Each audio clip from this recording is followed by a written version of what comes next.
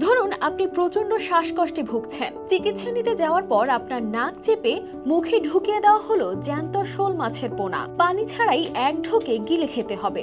কেমন লাগবে? বমি করে ফেলে দিবেন? সেই উপায়ও নেই, কারণ নাকের পাশাপাশি মুখ চেপে ধরে রাখা হবে যতক্ষণ না আপনি মাছটি সম্পূর্ণ গিলে ফেলছেন। কারো কাছে এমন কাণ্ড অদ্ভুত লাগলেও হাঁপানি সারাতে এমন চিকিৎসার জন্য হুমড়ি খেয়ে পড়ছেন শত শত মানুষ।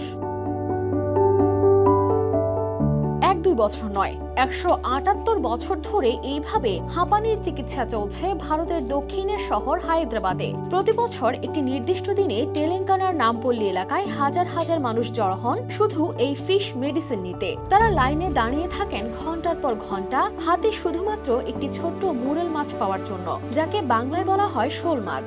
এই মাছের মুখে আগে থেকেই ঢুকানো হয় হলুদ রঙের এক বিশেষ ভেষজ পেস্ট। তারপর সেই মাছ মুখে ঢুকিয়ে দেওয়া হয়, তাও এক ঢোকে গিলে ফেলতে হয় পানি ছাড়াই। স্থানীয়রা একে বলেন ফিশ প্রসাদম।